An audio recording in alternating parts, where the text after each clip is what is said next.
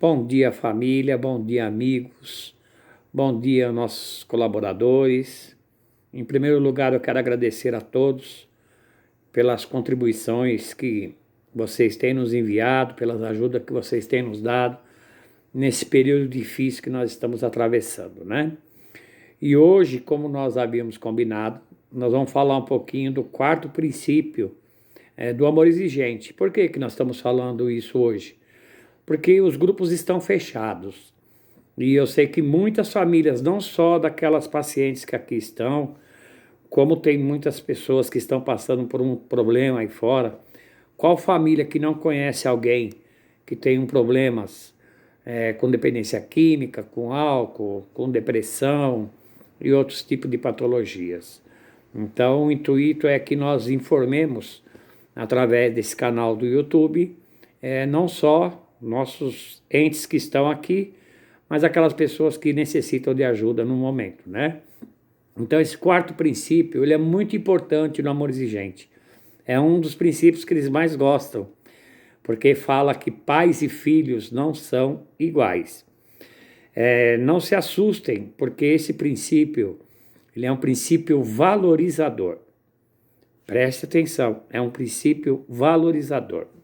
Eu vou ler um trechinho aqui do quarto princípio, porque não é muito grande, tá? Eu não vou tomar muito tempo de vocês, mas é muito importante que vocês entendam o teor desse princípio e eu vou dar algumas explicaçõezinhas aí bem rápidas para não tomar muito tempo de vocês, tá bom?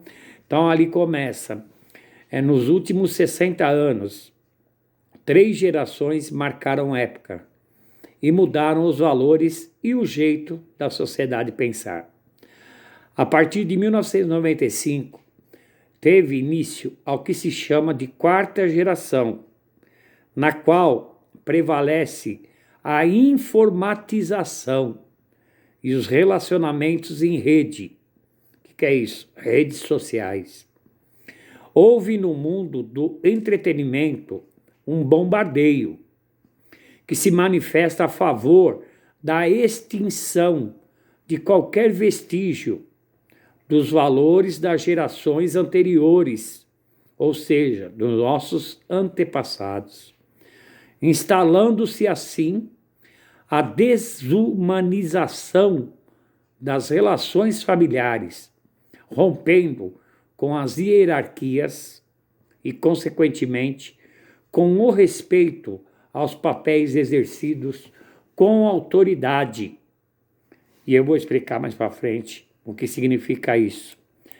Geralmente, muita gente usa do autoritarismo e não da sua autoridade. Este quarto princípio básico do amor exigente: pais e filhos não são iguais. Professores e alunos não são iguais. Eu e você não somos iguais. Nos lança a boia salva-vidas da revalorização, dizendo-nos que a família precisa assumir a sua missão educadora. Vou repetir, a família precisa assumir a sua missão educadora. É preciso haver diferenças na estruturação das inter-relações sociais, para que a família, a escola e a sociedade tenham no ato de educar a busca da conexão com os reais valores e papéis definidos, que jamais sairão da moda, né? Jamais sairão da moda. Isso quem é das antigas ainda leva consigo aquele respeito, aquela educação com seus pais, com seus avós, e isso os jovens de hoje estão perdendo por causa da rede. E nós precisamos resgatar isso. Como pais, nos é dado o dever de ser orientadores, guias e legisladores, responsáveis pelas regras e limites, cuja finalidade é dar a segurança que gera a disciplina e o amor firme, que protejam e valorizem seus educandos.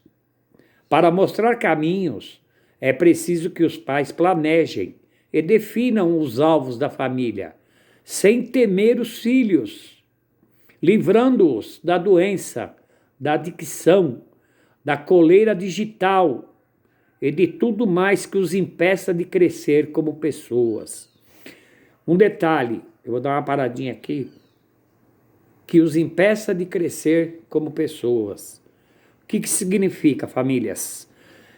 Toda vez que eu assumo a responsabilidade do outro, eu vou torná-lo mais irresponsável, porque ele não vai crescer, tá? Regras e valores derrubam a rebeldia, a agressividade e todos os comportamentos disfuncionais. À medida que nos esforçamos para dar conta das mudanças necessárias, influenciamos através de nossa autoridade, da vivência da espiritualidade como base. É muito importante isso também. A espiritualidade na família, ela tem que ser como base. Toda a estrutura, não só familiar, mas sim de tudo que nos envolve e nos rodeia. Somente a autoridade competente nos leva ao verdadeiro amor exigente, no qual o respeito é troca que se aprende e se desenvolve, gerando uma comunhão em que é possível viver e conviver baseado em direitos e deveres. O pai tem que ser pai, para que o filho seja filho. Somos nós os modelos de nossos filhos, e o modelo para o amor exigente não é uma maneira de educar, é a única. Funções diferentes e responsabilidades diferentes levam nossos filhos em busca de sua verdadeira identidade. Levam a família à conquista da confiança, da coerência e, principalmente, ao amor inserido na cadeia hierárquica, que traz a valorização do ser e acaba com o subjugar, com a injustiça e nos garante a ordem e a harmonia para o presente e o futuro, inserindo sempre num novo saber e num novo sentir. Então, famílias, esse praticamente é o quarto princípio do amor exigente. É um princípio maravilhoso, porque nós entendemos que nós, eu falo como pai também, nós temos que ser orientadores, conselheiros, até legislar. Nós temos que fazer com que as pessoas nos entendam, nossos filhos nos entendam. Nós temos que valorizar o nosso papel como pais. Quando eu falo pais, é pai, mãe, porque nós somos diferentes de nossos filhos. Como eu disse lá no começo, eu sou diferente de você. Eles são diferentes de nós, os filhos. Eles são diferentes dos avós. Então, tem que haver uma hierarquia, tem que haver regras. Quando fala o papel de autoridade, não significa que eu tenho que ser autoritário. Assim não funciona. Eu tenho que exercer o meu papel de pai. E eles verem em mim aquele papel de pai. Muitas vezes, os filhos se isolam através das redes sociais, não tem mais diálogo em casa, o seu espiritual está muito baixo, porque a família também não passa esse lado espiritual para os seus entes queridos, aqueles que precisam de ajuda. Aí fica aquele impasse, mas ele não quer conversar comigo. Ou então os filhos ficam pensando, mas meu pai não quer conversar comigo, minha mãe não quer conversar comigo. Será que ambos não necessitam ceder e quebrar um pouquinho seu orgulho? Talvez seu filho esteja precisando da sua ajuda, da sua conversa, e você, como pai, fica pensando, ele não quer me ouvir, ele me acha careta. mas talvez ele esteja esperando vocês, como pais, tomarem o primeiro passo, conversar, dialogar. Às vezes eles ficam esperando isso. E às vezes nós pais também ficamos esperando isso. E surge esse impasse. Aí eu vou agir naquele autoritarismo, eu ajo com rebeldia, assim como eles agem também, os filhos. Então eu tenho que fazer valer a minha autoridade. Eu digo isso porque aqui, na instituição, é claro que as meninas aqui, para quem não sabe, aqui é uma clínica feminina, né? Eu trato de dependentes químicas, alcoólatras e outras patologias também, junto com uma equipe multidisciplinar. E elas me veem num papel de autoridade. Eu não sou autoritário. É claro que existem regras. Mas fica uma pergunta para vocês, pais, avós. Será que quando eu imponho uma regra, eu também sigo essas regras? Não só na minha família. No meu trabalho, por exemplo. Eu tenho regras na minha família, eu tenho regras aqui no meu trabalho. Eu imponho regras para as meninas, mas será que eu sigo as mesmas regras que eu imponho a elas? Eu tenho que ser um exemplo. Eu tenho que seguir essas regras. Porque como é que eu vou... O primeiro princípio que nós praticamos aqui é o princípio da honestidade. Então, como é que eu vou cobrar a honestidade das meninas se eu sou uma pessoa desonesta? Então, eu tenho que mostrar para elas que eu sou muito honesto. E isso, de fato, eu sou, com todos, com a família. Posso errar? Podemos errar? Claro que nós vamos errar, mas sempre em cima de princípios. Nós temos que ter ética, nós temos que ter nossos valores morais, nós temos que colocar a nossa autoridade em cima de éticas e de valores morais. Isso é ter autoridade. Não querer ser autoritário, exigir uma coisa que eu não pratico. É impossível, gente. Isso eu só vou criar cada vez mais uma desavença, um afastamento. Um outro exemplo é quando eu cobro disciplina. A primeira coisa que as famílias fazem quando tem esse tipo de problema ou querem internar aqui, elas querem cobrar disciplina. E a família é mais indisciplinada que as próprias pacientes. Então as famílias também precisam ajudar em matéria de disciplina. E quando elas saírem daqui, ou quando eles, em outras instituições, saem, eles precisam seguir também as normas que tem que ser imposta dentro do seu lar. Aqui vai ter horário para isso, vai ter horário para aquilo. Isso é você colocar a sua autoridade. Eu sou seu pai, eu sou sua mãe. Você vai respeitar esse lar que está te acolhendo. Entendemos o seu problema da dependência química ou outra dependência. Sabemos que você necessita de ajuda. E por isso que a família também tem que se tratar, para saber lidar com eles ou com elas quando saem da instituição. Isso é muito importante. É a valorização dos seus papéis. Papel de pai, papel de mãe, papel de filhos, papel de avós. Então nós temos que agir diferente. Nós temos que cobrar isso. Tá? É um direito que nós temos, é um direito. Temos nossos deveres? Temos. Temos que dar bons exemplos? Temos. Nossos filhos nos veem como super-heróis, principalmente os filhos com os pais, né? E eu costumo dizer, cuidado com o que você faz. Às vezes, quando eu saio, né, eu vejo assim famílias que veem seus pais bebendo. O que acontece com uma criança quando ela vê um super-herói na televisão? Ela quer ser que nem um super-herói. Ela quer se vestir como um super-herói. Ela quer aquelas ferramentas do super-herói. Às vezes até agem como super-heróis. Então imagine você chegando no seu trabalho e tomando aquele aperitivo. A criança está vendo você fazer aquilo. E você, pai, não se esqueça, você é um herói para o seu filho. E ele vai gravar aquilo. Meu pai faz isso.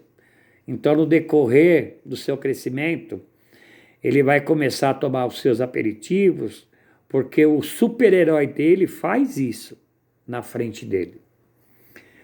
Por isso que nós falamos, evite fazer certas coisas na frente de uma criança.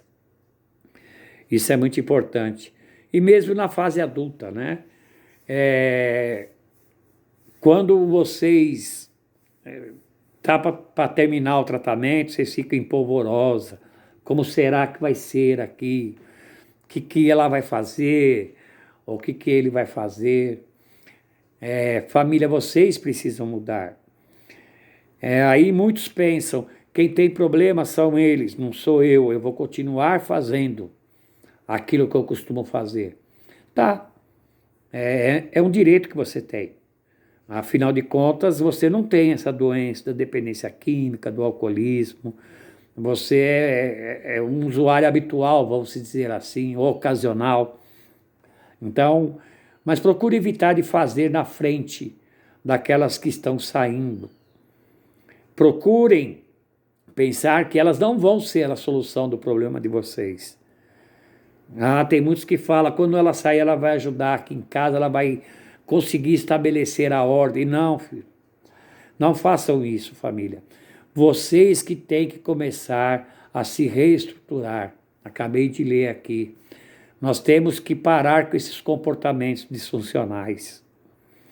Nós temos que começar a trabalhar como uma engrenagem, né?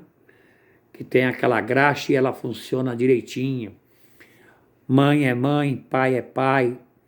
Nunca um discordar do outro quando tiver que falar alguma coisa para o seu ente querido.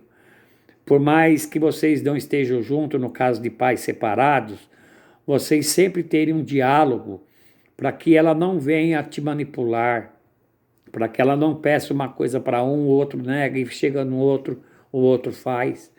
Então procure ter diálogos. Exerçam a autoridade que vocês têm. Vocês têm um poder, família. Não nos esqueçamos que há muito tempo atrás, escola, os professores, eles eram nossos heróis também. Eles eram. Nós respeitávamos os professores. Hoje nós vemos atrocidades acontecerem com os professores. Não existe um mínimo de respeito. E muitas famílias colocam os seus filhos nas escolas hoje, infelizmente, para que eles sejam educados. A educação vem do lar. Lá eles vão aprender sobre matérias para evoluírem como pessoas, para se profissionalizarem. É para isso que serve a escola. É claro que faz parte da educação, mas a educação, em primeiro lugar, tem que vir de casa. Quando seu filho não vai bem na escola, procure perguntar o porquê que ele não está indo bem. E muita gente já vai tirar satisfação com o professor, transferindo a culpa para aqueles que não merecem essa culpa. Comece a olhar para dentro de si, aonde vocês estão errando. Não fique se culpando por aquilo que vocês fizeram ou deixaram de fazer. Vocês não sabiam fazer diferente. É bem diferente. Hoje, no entanto, vocês têm ferramentas. Quando nós internamos as pacientes aqui, uma das exigências que nós temos para as visitas são participações dos grupos de apoio da família. É Amor Exigente, é Naranon, é Alanon. Para a criança no Amor Exigente, tem o AESIM. É muito bom. Os mesmos princípios que são passados para os adultos, é claro que são passados para as crianças, mas de uma forma mais lúdica. Mas são os mesmos princípios. Nós temos muitas crianças que estão hoje com os avós, porque suas mães estão internadas, seus pais estão internados. Então, família, o que eu queria falar para vocês é esse respeito à hierarquia que se deve ter. Não vamos deixar que as redes sociais nos anulem, anulem a nossa família, anulem o nosso diálogo, anulem o nosso companheirismo, anulem o nosso tempo de brincar com eles, de conversar com eles. É muito importante o diálogo, é muito importante a espiritualidade. Eu não estou falando aqui de religião, eu estou falando de espiritualidade. Tá? Seja da maneira que você compreender a Deus. Deus é único. Então, procure fazer a sua espiritualidade, procure passar isso para os seus filhos, procure ter autoridade sobre os seus filhos e procure sempre quando colocar regras, ver se você está cumprindo também essas regras, tá bom? Fica aqui o meu abraço, o meu muito obrigado por vocês estarem me ouvindo. Eu espero que de alguma forma vocês tenham entendido. A próxima gravação será da Cláudia, tá? Nós vamos revezar, uma semana eu faço, na outra semana ela faz, e assim não fica tão cansativo de ficar só me ouvindo. Ela já não ouve tanto aqui mais, porque a Fabiana que está fazendo um trabalho terapêutico, né? E eu fico mais na base do suporte. Enfim, família, vamos praticar aquilo que nós queremos que eles pratiquem. Se nós vamos cobrar deles, vamos começar a agir também, tá bom? Um abraço a todos, continue se cuidando e que Deus abençoe a todos nós. O meu muitíssimo obrigado.